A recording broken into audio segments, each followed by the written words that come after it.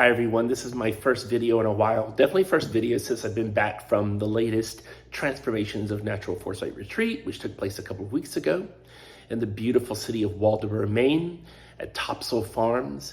What a beautiful place to have a retreat, and what a beautiful group of people that gathered together to think about their thinking and their feeling and their sensing and intuiting of foresight. I've been thinking about making this video for a couple of days now, but today was the perfect day because even though the retreat is over, we've had people continuing to discuss and to write on our WhatsApp group for the retreat, saying what they've learned and the changes that have taken place already in their hearts and minds and souls. Just a beautiful group of people.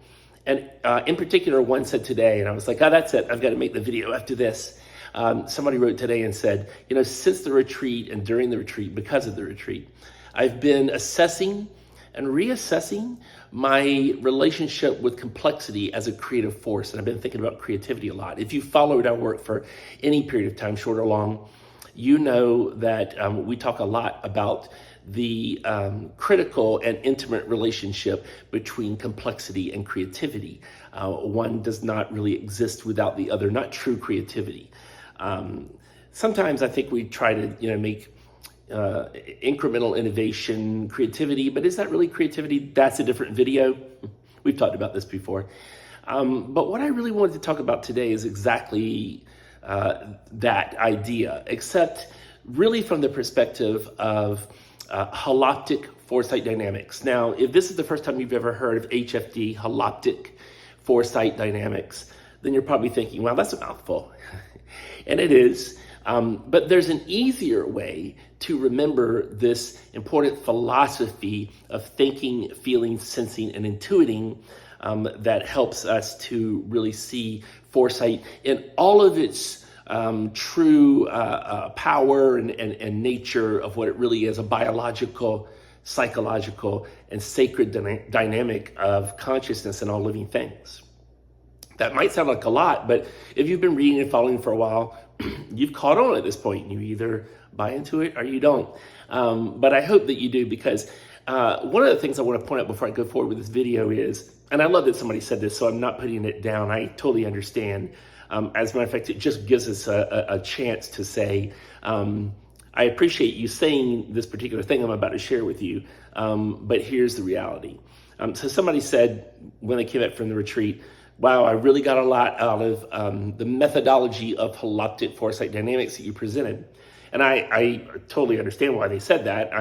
This isn't a criticism, really. It's just an opportunity to say, a methodology could be bought in by certain people, and you usually know who created that methodology.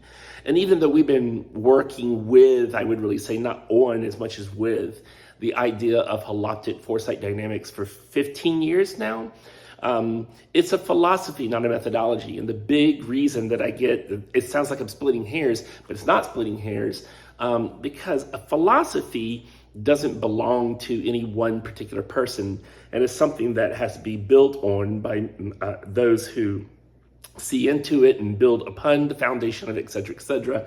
And methodologies and tools can really just be like, this one individual made this. As a matter of fact, that ties in a lot to what we want to talk about today in terms of HFD. So as I said, that's a mouthful, Holoptic Foresight Dynamics.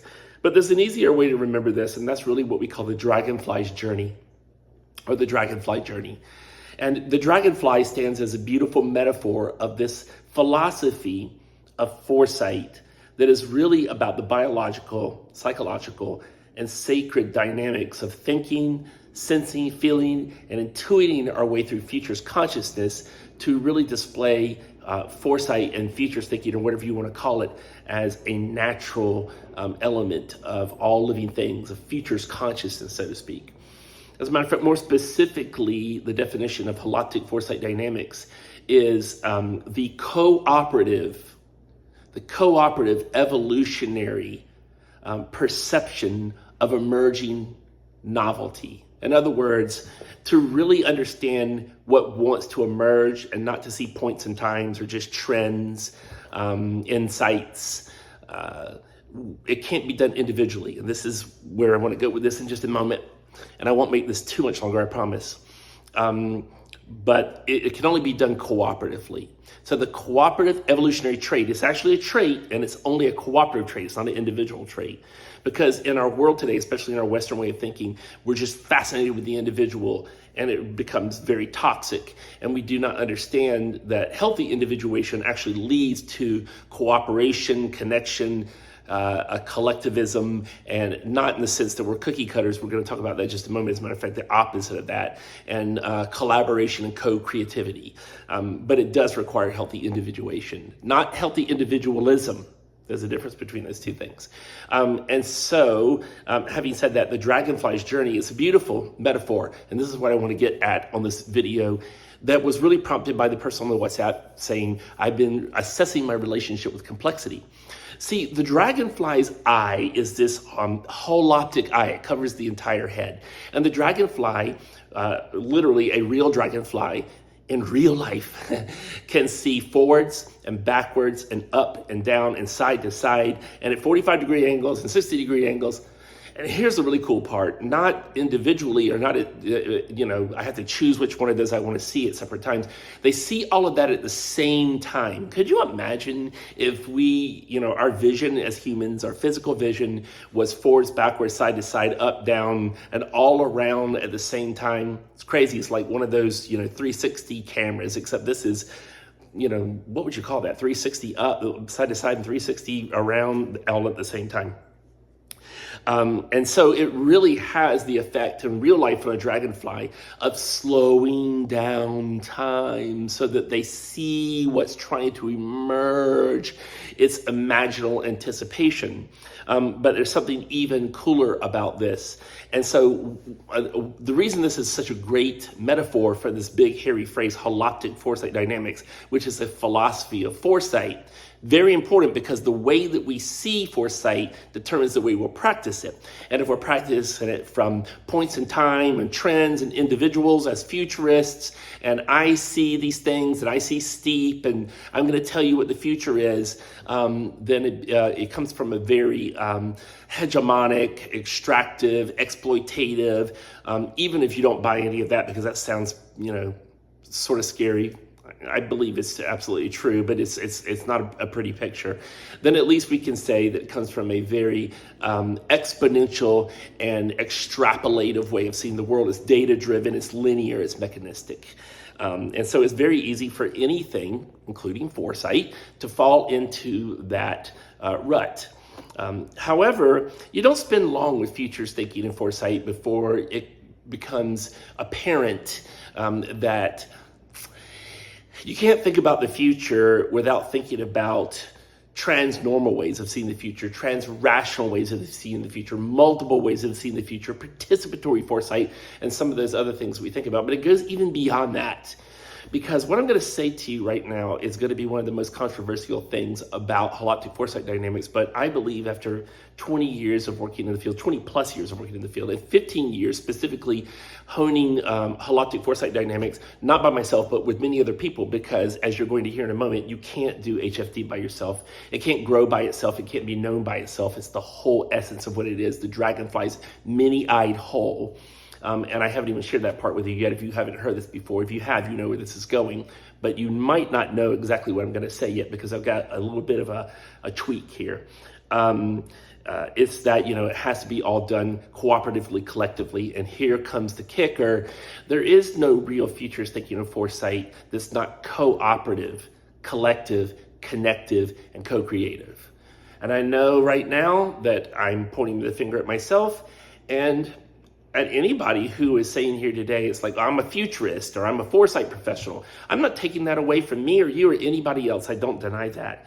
But real foresight, the actual foresight, doing the act of foresight, working in foresight, manifesting foresight, living futures thinking is only cooperative. Why? Because it has to be transrational. It has to be multiple ways of thinking, feeling, seeing, and intuiting. It's not just about the ways that we see the world in terms of object orientation and points in time. And this person sees to the right, and this person sees to the left, and this person sees up, and this person sees down, and so they have different perspectives. That's true, and that's very important. But there's something more to it. There is an internal, there is an interoceptive, there is a proprioceptive, collective way of seeing the world. And if you don't know those terms, I didn't mean to be throwing out. It just means that beyond our five senses, and by having everything in foresight be something that is data-driven and evidence-driven, there's something beyond that where I can't know your culture and you don't know my culture, and I don't know your familiarity, and I don't know your pluriversal way of seeing. And when they come together, they give us a trans-rational way of seeing the world, which isn't just objective, but it is cooperatively subjective, if that's such a thing. It's crazy. So it's all of that. And it's very important. So real foresight and futures thinking is anticipatory, which means that the trees and the forests are all working together with one another, and none of them exist without the other ones, and they all flourish when they're only together. And our futures thinking and foresight only flourishes and only really gets manifest when it's done collectively.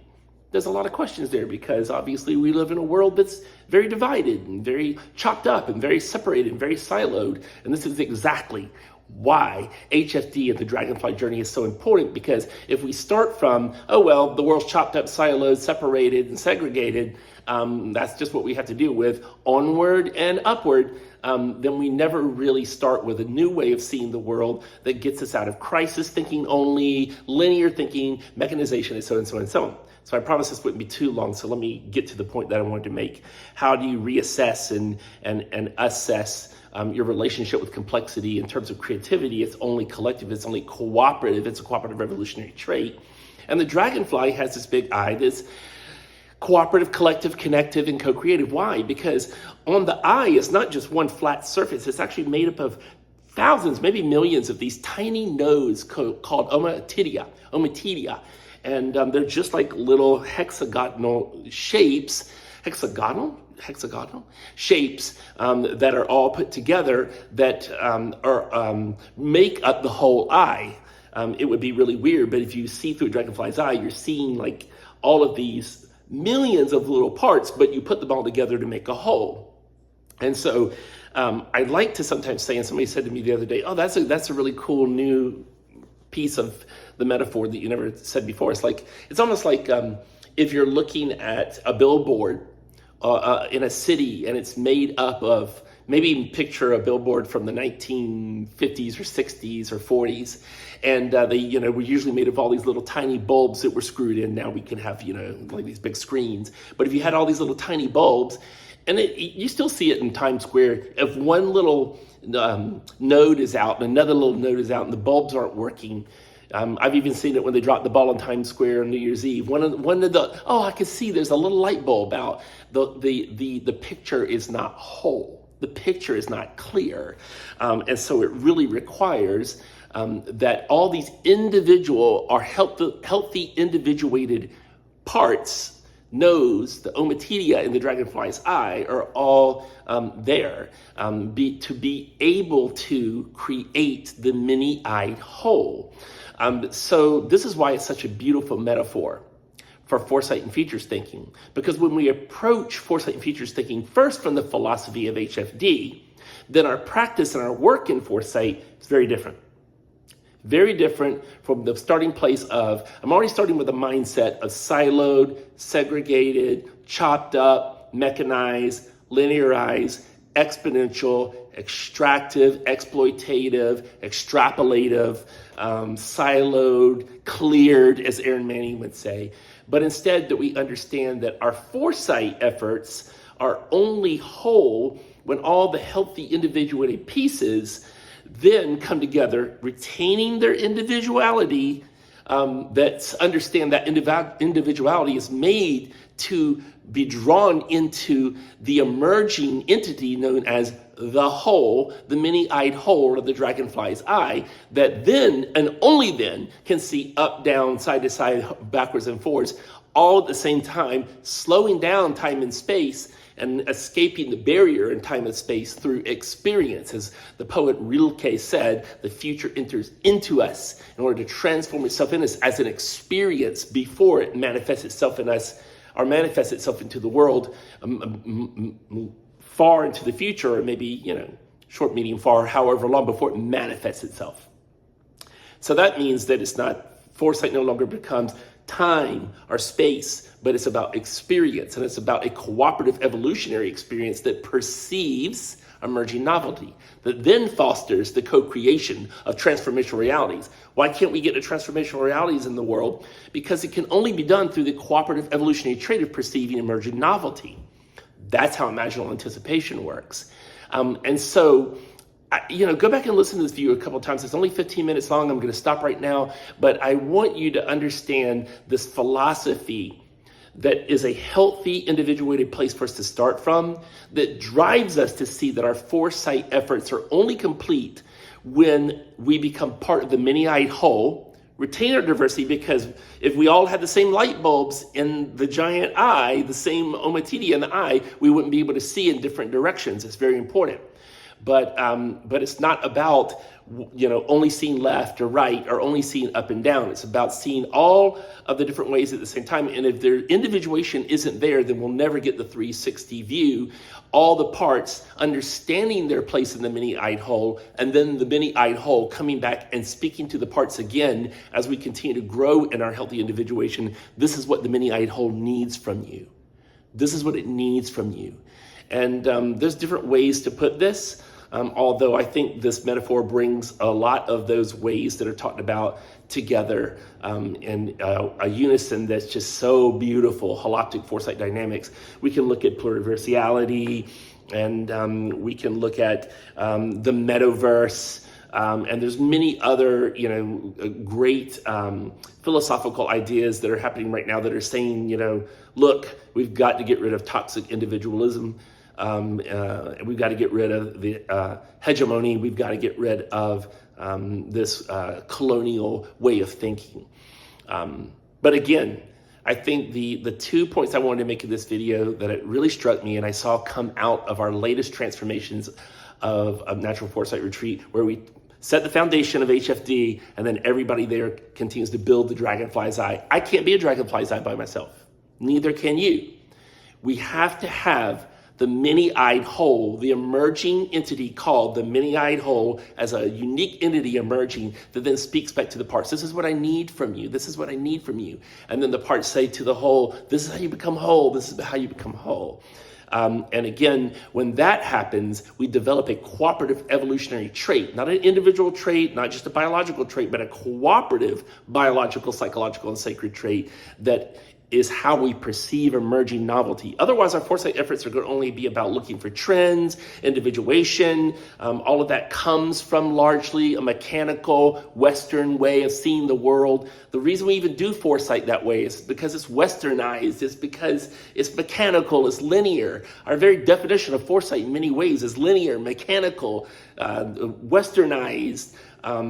The patriarchy, colonialism, and this is a very different way of saying our starting place, our cosmovision, as Biokumalafi says, of seeing the future has to be very different than the one we have. This re-embodies us, not as looking away at the future, but embodying the future here and now. One of my favorite philosophers, Sophie Strand, says that we worship the sky god when we need to be looking at the earth gods.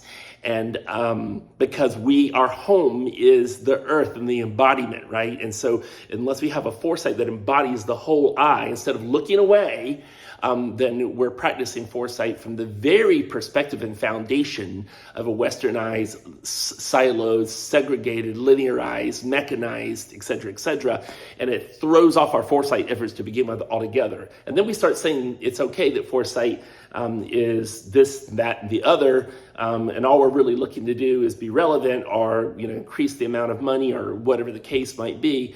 And we don't understand futures thinking and foresight as this biological, psychological, and sacred dynamic of all living things. Futures consciousness.